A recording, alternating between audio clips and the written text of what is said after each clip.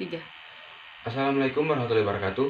Perkenalkan, nama saya Ahmad Juan Bata dari kelas ITPA, jurusan Ilmu dan Teknologi Pangan, Fakultas Pertanian. Dalam video ini, saya akan mereview sebuah jurnal dengan judul Basis Biokimia dari Perubahan Penampilan dan Tekstur pada Buah dan Sayuran Segar. Penampilan dan tekstur adalah dua karakter mendasar yang menentukan penerimaan buah dan sayuran segar oleh konsumen. Tujuannya adalah untuk memberikan pemahaman terkait biokimia buah dan sayuran segar sehingga dapat menyelesaikan masalah yang ada yang membatasi kualitas dan umur simpan.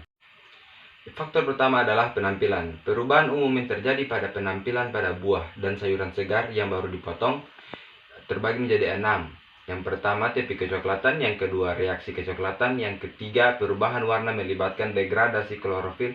Yang keempat, white blues pada wortel. Yang kelima, perubahan warna pada bawang.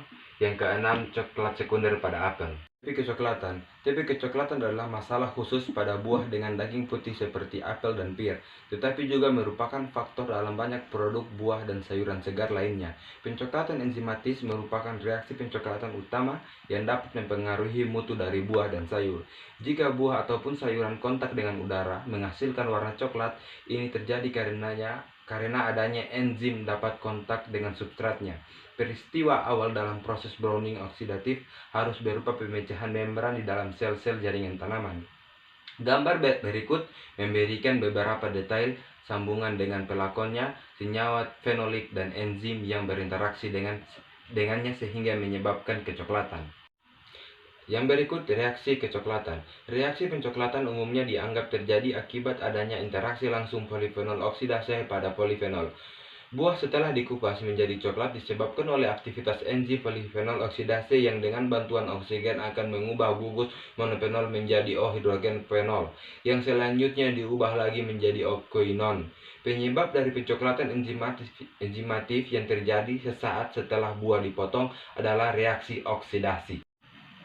Selanjutnya, perubahan warna melibatkan degradasi klorofil. Menguningnya atau hilangnya warna hijau biasanya dianggap sebagai akibat utama dari degradasi klorofil. Degradasi klorofil juga dapat menyebabkan perubahan warna yang mirip dengan kecoklatan pada produk setelah dipotong. Namun, perubahan warna kecoklatan adalah konsekuensi dari metabolisme molekul klorofil yang tidak lengkap. Berikut menunjukkan skema untuk tahap awal pemecahan klorofil yang akhirnya mengarah pada produk tanpa warna.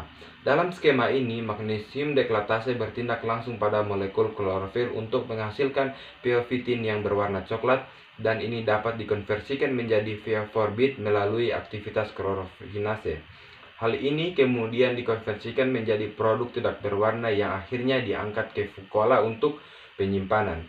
Dalam urutan alternatif, klorofinase bertindak langsung pada klorofil dan menguranginya menjadi klorofilida, yang kemudian dikonversikan menjadi fosforbit oleh magnesium deklatase. Yang keempat, white blast pada wortel.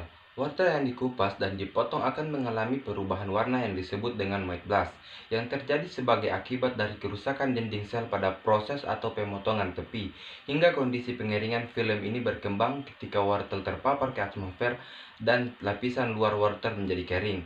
Jadi hal ini adalah proses yang berhubungan dengan luka. Etilen tampaknya tidak menjadi bagian dari mekanisme yang memulai proses lignifikasi khusus ini.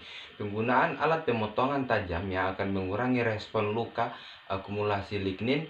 Selain itu, white blast dapat dikontrol dengan perawatan yang mengubah pH jaringan. Yang kelima, perubahan warna pada bawang.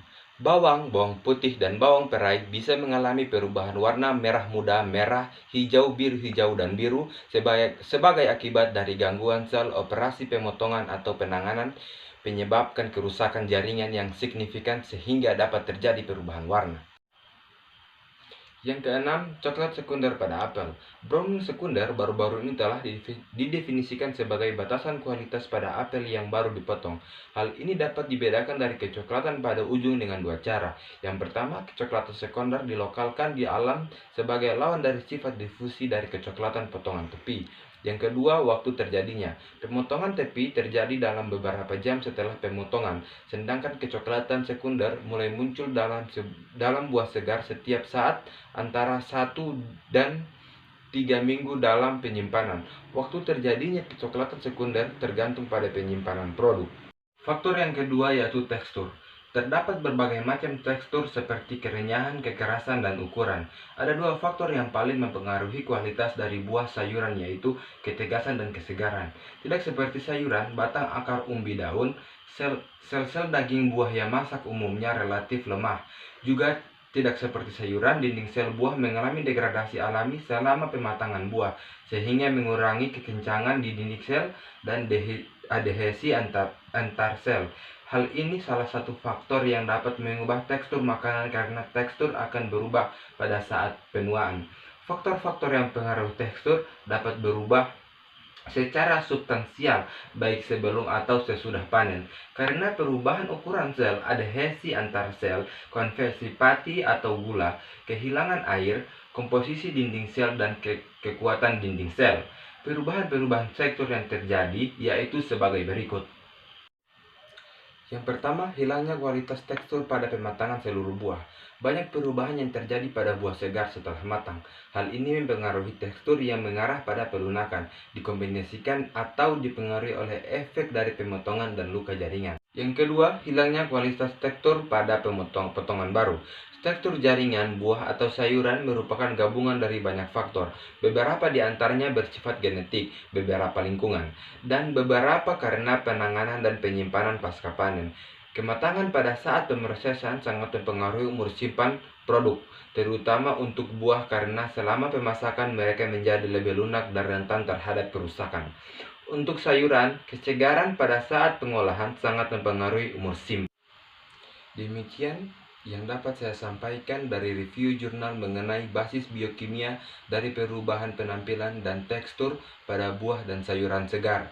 Terima kasih. Wassalamualaikum warahmatullahi wabarakatuh.